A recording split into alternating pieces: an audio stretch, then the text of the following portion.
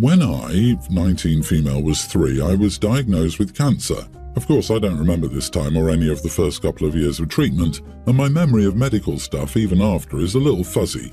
However, I am aware of the fact that my parents devoted a lot of time, money and attention to me when I was newly diagnosed and when treatment started. For the first 3 years or so, actually, it made my siblings very jealous, and it sounds like my parents emotionally abandoned them and made them feel selfish for having wants and needs while I was sick.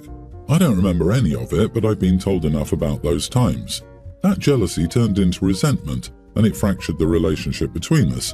They didn't see why being sick meant they had to lose their parents, and I totally get that. At some point, my parents also started to resent me for taking up so much time. The switch flipped with my parents, and it seemed to line up with the time when I was really sick from all the treatments and being dragged around the country to our local hospital and a children's hospital. My mom mentioned a few years ago that I was ungrateful for all they'd done and had told them I didn't want the medicine anymore. This is not a memory I have, but I do remember feeling so tired as a really young kid. By the time I got better, I was tiny, had trouble with food, and hadn't lived a very normal kid life. My life had been medical procedures and chemo and other medications, but the cancer went and it hasn't come back, so far. My parents were very temperamental with me. They would get angry and frustrated if I needed help with homework or had a problem at school. I couldn't say anything about needing their help without it being very clear they were angry. My siblings remained very distant. My parents would try making it up to them sometimes, and other times they got similar treatment to me, just maybe a little less harsh than my parents were with me. They may have been way more harsh with them while I was sick. It was toxic, and every time I tried to reach out to my siblings and say how sorry I was for what had happened, they made their stance clear, and I knew they didn't want me in their lives. They all moved out over several years ago, and I don't have any contact with them now. I tried again after I moved out and was ignored. I had no contact with my parents over a year ago and moved out. It's been great, but they reached out to me on social media a few weeks ago and told me Dad's 60th birthday party is soon and I need to be there. I ignored the first message, so they sent it again, and they told me that it was an order and I needed to do this for them and that I needed to make it up to them. I replied that I was tired of being punished for having cancer and wouldn't help them keep up a facade. They called me ungrateful, spiteful and selfish, and I had no idea how much they had sacrificed for me. I blocked them, but their words have made me question myself. Am I the idiot? Not the idiot. No child chooses to get cancer, it just happens. Your parents are human, so of course it was hard, but that's no excuse to punish you for the rest of your life by treating you poorly. Your life sounds like it's been challenging from the start. Do whatever you need to do to be happy, and don't spend any energy on people who would treat you so poorly over something you had zero control over. Honey, I'm so sorry you've gone through all that. I would do exactly what you've done. Maybe your being sick destroyed your family, but that isn't your fault. It's cancer's fault, and your parents for handling it so poorly. I can somewhat imagine what they went through. I've seen cancer take my best friend and so many others. But how they handled it was wrong and not your fault or responsibility. If anything, it's your parents' fault for not giving enough attention to your siblings. I would add that your siblings are idiots. They're grown-ups now. It's not their fault that they adopted your parents' attitude toward you when they were children, but as adults they should realize what happened and not blame you. Oh, and tell them exactly where to put their damn order. You're a grown woman living on your own, and the fact that your parents still think you're going to respond to demands is laughable. Block, block and block some more. I pray for your continued good health. I have 2 children, both boys. I'm currently pregnant with my 4th after a loss. My mother-in-law offered to be the gender keeper. She got the confetti cannons. This is my last pregnancy, so I wanted to do a small reveal with close family and friends. My last was during the global issue and we had to skip all the cutesy things. I have 2 boys and of course would adore a little girl. I would also be happy to keep my boy mom crown. But damn, a little girl would just be so freaking sweet. We get to the cannons and mother-in-law hands us both a cannon. My husband gets his to go first and all I see is pink confetti. The sweetest surprise, my life with a daughter flashing in my mind. Hugging my husband, tears shed. I was shaking, happy. I'm always very calm and collected when I'm excited. My mom was crying, happy for me. This was the biggest, best surprise I've ever had. I was expecting a 3rd boy. But soon after celebrating, my mother-in-law interrupted, telling me I have to do mine too. I was so excited to see the pink confetti from my husband's that I never set mine off. I assumed it was also pink, because I'm not having twins, but instead it's blue. I instantly regret my initial ecstatic response. Why are they both colours now? She then hands us the real cannons. They're both pop blue. Of course, I can't match my previous energy. I hugged my husband and people around me and excused myself, and I cried, and I haven't really stopped for hours now. Don't get me wrong, I'm so incredibly thankful for the opportunity to have any children, and I know health is number one. That isn't lost on me, but it's as if I had this space in time when my dream of a daughter came true and experienced the joy of having a girl join my crazy boy-filled family, and now I'm grieving that. I know I'll love my son with all my heart, and I'm not upset he's a boy at all. It's just the roller coaster to find out. It broke my heart today. I feel like an idiot for being so upset. But all this happened in front of an audience. I'm so embarrassed. And this happy video taken of the reveal isn't even real. It's a moment in time I got my heart broken. I don't understand the humour, even if everything had gone according to plan. What was the point? I didn't find the humour or what the end goal was. Am I the idiot for being upset? I'm sorry, but that was either an intentionally cruel or wildly stupid choice from your mother-in-law, because honestly, how else could that have really gone? You do the reveal, you react, and now you do it again? You had a real reaction to a fake situation. There's nothing left emotionally speaking, aside from feeling like the rug's been ripped from underneath you. I'm really sorry you had to go through that, and with an audience to boot. Give yourself some credit. You handled it as gracefully as possible. You didn't flip any tables or cuss anyone out, right? You are not the idiot. I'm very sorry you went through such an emotional ordeal and had your actual reaction taken from you. I hope you have a healthy, easy pregnancy and delivery. The newest little bean is going to be in very capable and loving hands. Your mother-in-law is the stupidest person on the planet. She was expecting you both to let cannons loose at the exact same time, have a bunch of confusion, and then give you the true cannons. It simply didn't occur to her that they would go off at different times. She simply didn't think it through. However, you made it through your gender reveal without starting a wildfire, so that's a win. My wife and I have always been open and never encountered issues with honesty and sharing about our past, so this was strange in my opinion. She just went on a weekend getaway with her friends, some of whom she's close with and others she's met a handful of times.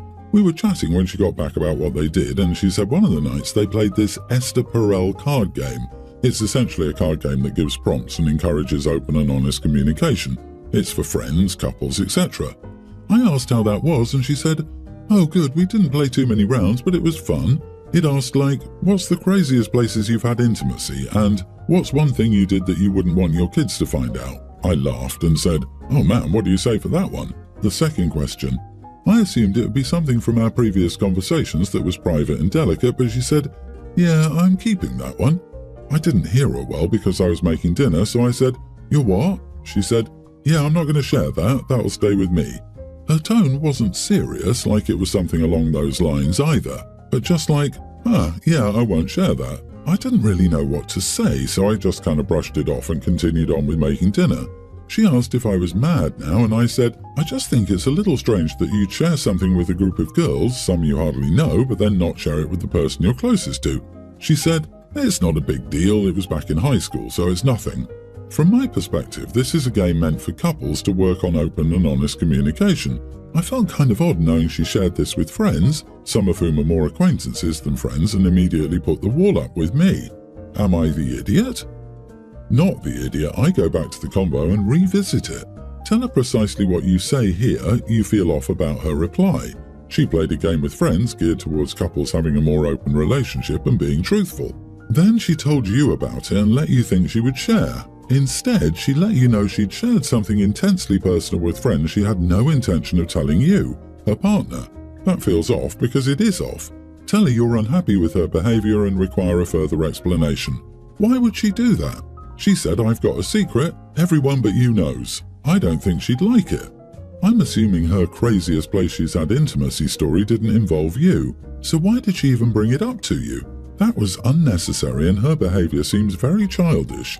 Very, "I have a secret but I'm not telling you" middle school vibes. She could have told you about her trip without getting into the specifics of the card game prompts. Weird. Yeah, she handled this in the worst possible way, and she told him just enough to make his imagination run wild. He knows it involves something else, and she thinks it's bad enough that he shouldn't know. Why on earth even tell him the specific question just to keep the answer hidden? It's so much worse to give someone just enough to drive them mad. I hope to God this man isn't already anxious at baseline. My anxiety is pretty bad, and if someone tells me, "we need to talk later," I spiral. This crap would send me over the edge. LOL. I, male 38, have a very messy family life. My dad cheated on my mom when I was about 15, and this woman, who I'll call Sarah, also had a son, Mike, 38, who is a few months younger than me. She also cheated on her husband. When the affairs were exposed and divorces were finalized, my dad and Sarah got married, but our parents' plan for a new blended and happy family quickly disappeared since Mike and I had no intention of being each other's brothers.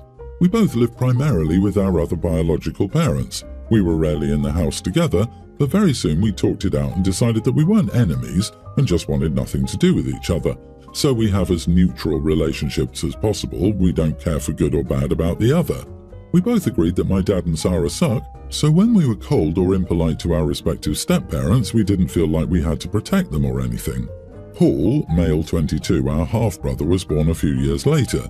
Due to the age difference and us hating that blended family, we were never close to Paul and had little to no impact on his life. Paul is getting married to Laura, 21, a devout Christian who has been pushing him to unite our family. Laura has been using the wedding to try and get us to play happy family. At first, it started with small annoyances like family chats and trying to get us involved in wedding planning. Originally, Mike and I were just regular guests at the wedding, but Paul asked us, as requested by Laura, to both be his best men. It felt awkward, but Paul never asked for anything, so we accepted. Last weekend, we were supposed to attend a seminar, since Mike and I haven't been to a church in years, to receive training on what to do at the ceremony. However, Paul and Laura set it up. There was a pastor, Laura, Paul, Mike, and our parents when we arrived. We were supposed to spend the weekend healing our family. Sarah and Dad knew this beforehand and were on board.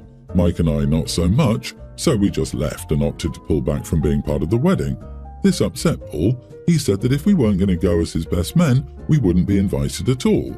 This was acceptable to Mike and me since neither of us went to each other's weddings, but now the drama is everywhere. Extended family is contacting us to make us budge and all the circus that comes with this type of situation. My wife said that I'm behaving like an idiot and should just suck it up, so I'm starting to doubt. Am I the idiot? Not the idiot, you're well live and let live. Jesus, we were supposed to spend the weekend healing our family. Tell them you were ambushed and lied to. Go no contact with all the idiots sticking their noses in. You and Mike are the most intelligent and mature people in this entire situation. You should not suck it up. Your wife needs to back you up, not throw you under the bus. My sister-in-law Beth is plus-sized. That's her term. She doesn't really seem that overweight to me and has been on a continual weight loss journey for as long as I've known her. The problem is that she is always now talking about what my sister and I eat, that we don't exercise, unfair metabolism, etc. For example, we all had dinner together, and when we ate dessert, she kept saying that she couldn't have any and that it was unfair we could without worrying about the extra pounds. This is where I started to get mad because I noticed my sister, still a teen and very small, put her dessert down and stopped eating it. So then this weekend we were all at my mom's house and Beth started talking about food again and then started analysing my little sister's body. I mean, taking her hand and putting it around my sister's arm and commenting that she could touch her fingers, saying, "Don't worry, soon you'll get a woman body and you'll have fat thighs too," etc.